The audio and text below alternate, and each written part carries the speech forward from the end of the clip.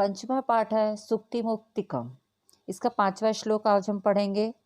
गुणेष्वेप ही कर्तव्य है प्रयत्न पुरुष ही सदा, गुण युक्तो दरिद्रो अपि नेश्वरेर गुणे समः। ये मृक्ष कटिकम से लिया गया है। इसका अन्वय ही पुरुषे ही सदा गुणेषु एव प्रयत्न कर्तव्य है, यानी पुरुष को हमेशा अपने गुणों को बढ़ाने का प्रयत्न करना चाहिए, यही उसका कर्तव्य है। गुण युक्तो दरिद्र, यानी जो गुणयुक्त गुणवान जो व्यक्ति है, अगर वो दरिद्र यानी कि गरीब है तब भी ईश्वरीय अवगुणे समहना, और गुणवान जो व्यक्ति है वह अगर गरीब भी है और जो गुणहीन व्यक्ति अगर वो अमीर है तब भी दोनों की तुलना नहीं हो सकती, दोनों की बराबरी नहीं हो सकती, क्योंकि गुणवान व्यक्ति ही अधिक श्रेष्ठ होता है। इसका अगला 6वां जो श्लोक है, आरंभव गुर्वी क्षणी क्रमेण लघ्वी पुरा बुद्धिमती च पश्चात, दिनस्य पूर्वार्ध परार्ध भिन्न क्षाये मैत्री खल सज्जना नाम।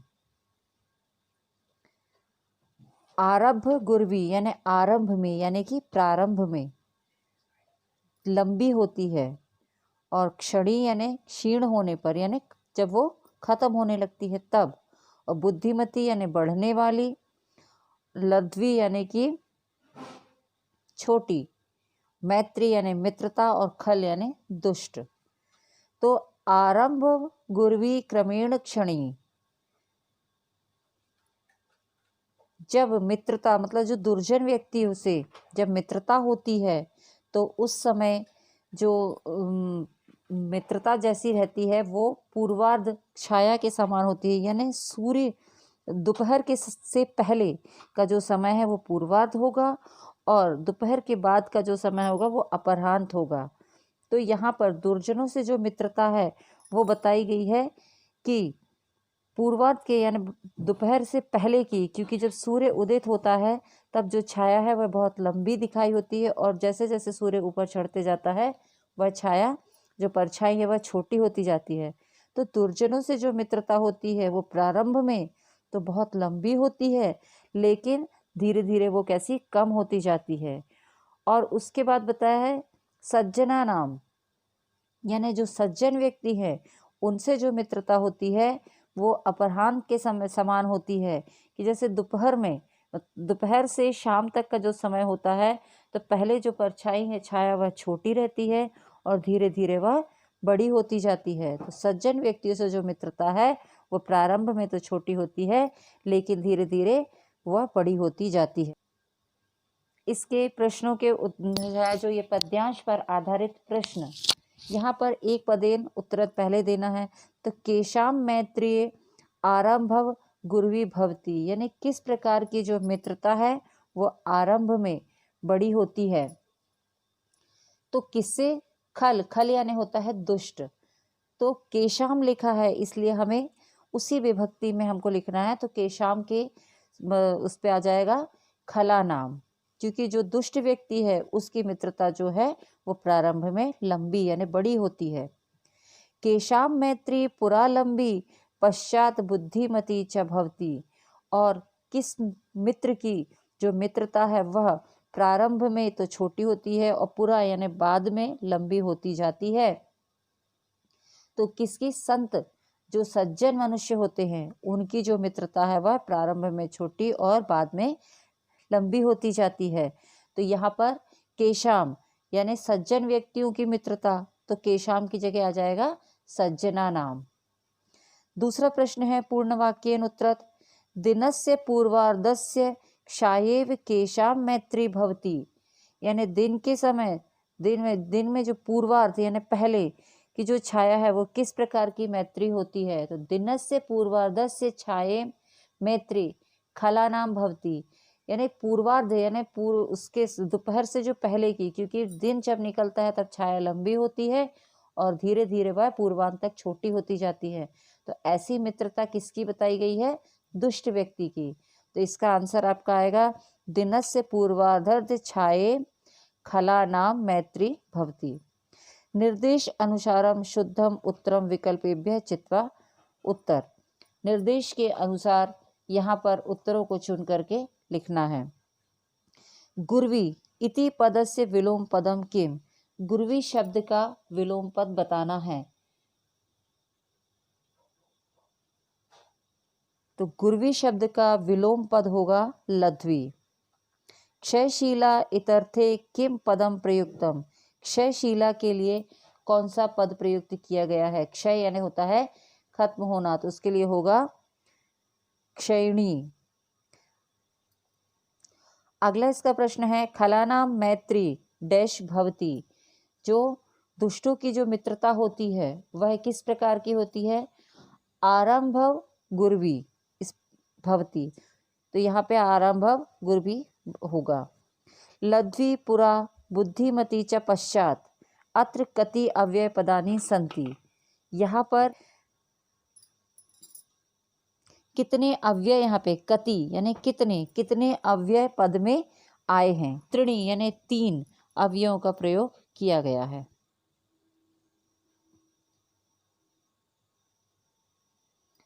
इसके बाद अगला जो हमारा श्लोक है, यत्रापि कुत्रापि गता भवेयु हंसा मंडी मंडल मंडनाय हस्तिनिस्तु तेषाम ही सरोवराणाम येषाम मराले सह विप्रयोगः। महिमंडल मंडनाय यात्री कुत्र अपि हंसाः गता भवेयु हि तेषाम सरोवराणाम तु हानि येषाम मराले सह विप्रयोगः। पहले इसके शब्दार्थ देख लेते हैं। महिमंडल मंडनाय यानी पृथ्वी को सुशोभित करने के लिए, मराले यानी हंसों से, विप्रयोग यानी अलग होना पड़ता है, सरोवराणाम यानी सरोवरों के। तो पृथ्वी को सुशोभित करने के लिए हंस जहाँ भी जाते हैं, मतलब जहाँ भी अगर हंस जाते हैं तो वहाँ पर उस स्थान की जो शोभा वो बढ़ जाती है।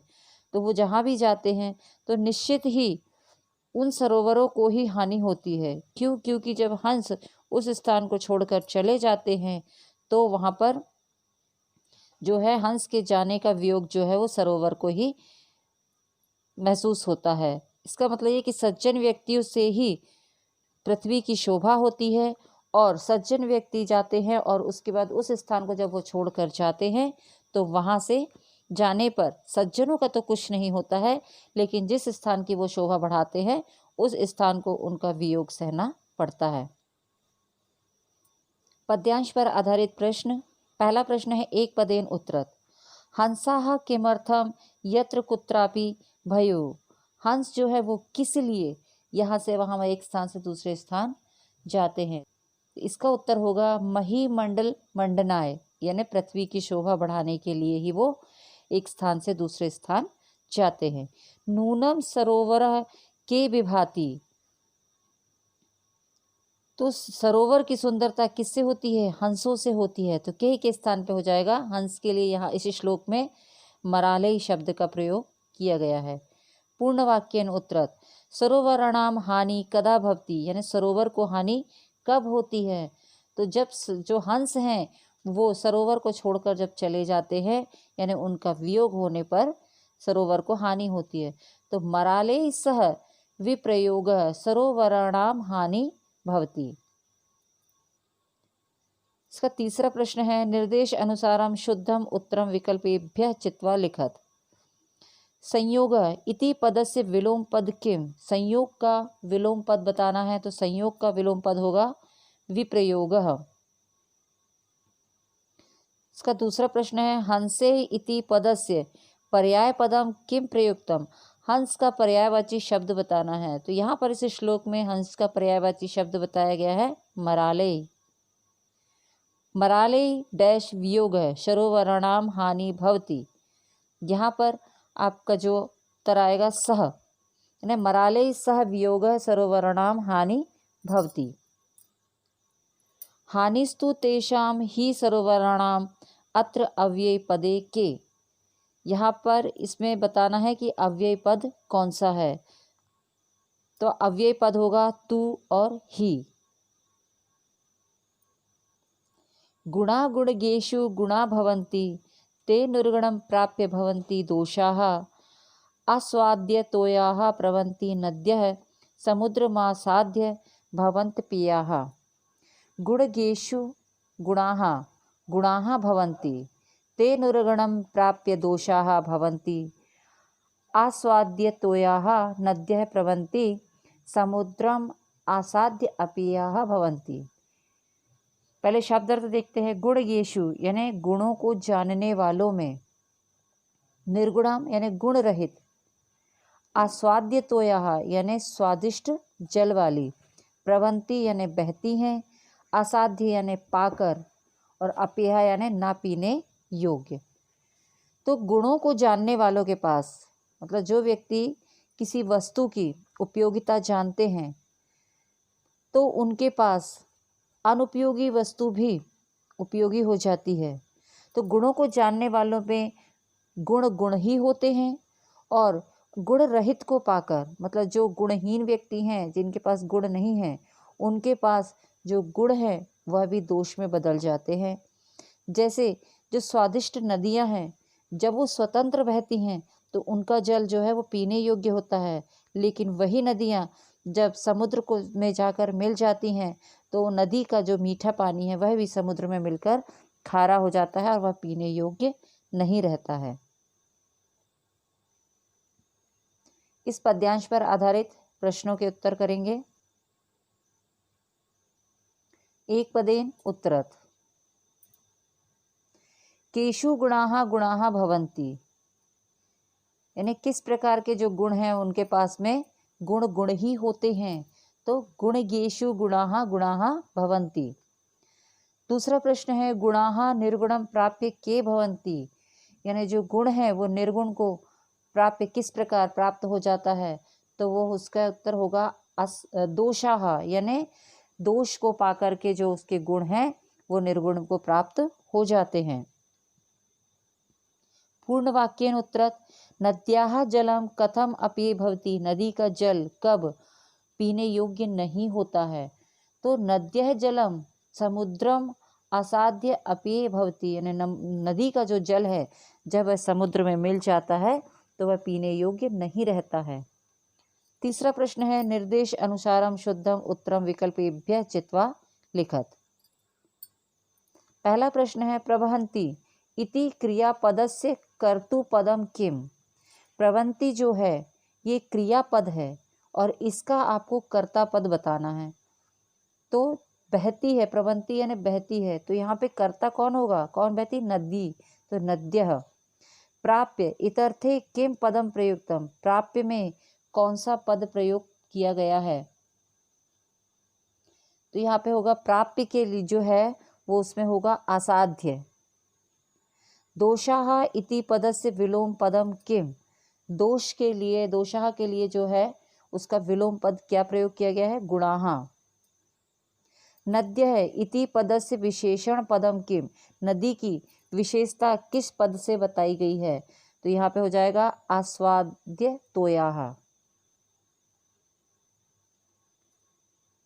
इसके बाद परीक्षा में और भी इस प्रकार के प्रश्न आएंगे कि जैसे अधोलिखित यानी जो श्लोक दिया गया है, तो श्लोक दिया जाएगा और वहाँ पर अव्यय के यहाँ पे स्थान में बीच बीच में जो है ब्लैंक स्पेस दिया रहेगा, तो वो अव्यय से आपको वहाँ पे पूरा जो ब्लैंक स्पेस है वो फिल करना है। तो पहले श्लोक पूरा दिया हुआ है। गुणा गुणगेषु गुणा भवन्ति ते निर्गुणं प्राप्य भवन्ति दोषाः आस्वाद्य तोयाः प्रवन्ति नद्यः समुद्रमासाद्य भवन्ति पेयाः। अन्वय, यहाँ अन्वय में दिया है गुणगेषु गुणाः, फिर बीच में ब्लैंक स्पेस दिया हुआ है, तो यहाँ आंसर में आ जाएगा गुणगेषु गुणाः गुणाः भवन्ति, गुणाः आएगा इसमें, गुणाः भवन्ति। ते प्राप्य दोषाः, यानी किसको प्राप्त करके दोष आ जाता है, तो निर्गुणम, यानी निर्गुण को अगर कोई प्राप्त करता है तो दोष आ जाता है। तो गुणगेषु गुणाः गुणाः भवन्ति ते निर्गुणं प्राप्य दोषाः भवन्ति। आस्वाद्ये नद्यः प्रवन्ति, मतलब जब नदी स्वयं बहती है, अकेली बहती तो वह पीने योग्य होती है। समुद्रम आसाद्य अपेया भवंती, और जब वह समुद्र से जाकर के मिल जाती है आसाद्य तो वह पीने योग्य नहीं होती है, अपेया। अगली जो एक्सरसाइज है कि निम्नलिखित पदानाम वाक्य प्रयोग क्रियताम, यानी नीचे जो पद दिए हुए हैं उनका वाक्यों में प्रयोग करना है। अक्षीण, अक्षीण यानी होता है जो कभी क्षीण ना हो, यानी जो कभी नष्ट ना हो। वित्तम, वित्तम यानी होता है धन। और खलानाम, खलानाम यानी होता है शत्रुओं का। तो यहाँ पे पहला जो ले रहे हैं अक्षीण, यानी जो कभी नष्ट ना हो, तो अक्षीण धर्म एव रक्षति, जो कभी नष्ट ना हो वह धर्म ही रक्षा करता है। दूसरा है वित्तम, वित्तम यानी होता है धन। तो वित्तम तु आयति याति व, तो धन तो आता है और जाता है। खलानाम यानी शत्रु, तो खलानाम मैत्री ना करणीय, यानी शत्रुओं की मैत्री यानी दोस्ती नहीं करना चाहिए। इसके बाद अगली और एक्सरसाइज जो आती है, अधोलिखित पदानाम पर्यायवाची पद लिखो। यहाँ पर वित्तम, वृत्तम, मराल और वारीवाहा ये शब्द दिए हुए हैं, इनके पर्यायवाची शब्द। जैसे वित्तम, वित्तम का होगा धनम, ऐश्वर्य और संपदा। वृत्तम, वृत्तम का पर्यायवाची चरित्रम, आचरणम, चलनम। मराला, इसका हंस है, चक्रांग और कलहंस है। वारीवाहा का मेघाहा, जलदा और पयोदाहा, ये इन शब्दों के ये पर्यायवाची शब्द हैं। अब यहाँ पर क्लू बॉक्स दिया हुआ है, मंजू शायाम यानी क्लू बॉक्स ये दिया हुआ है, यहाँ पर से देख करके इन पदों के विलोम शब्द लिखना है। पियाहा, पियाहा जो शब्द है इसका विलोम शब्द होगा अपेयाहा। पूर्वार्ध, पूर्वार्ध का विलोम शब्द होगा परार्ध। खलानाम, खलानाम का विलोम शब्द होगा सज्जना नाम। अनुकूलानि, इसका विलोम शब्द होगा प्रतिकूलानि। और लध्वी, लध्वी का विलोम शब्द होगा गुरवी।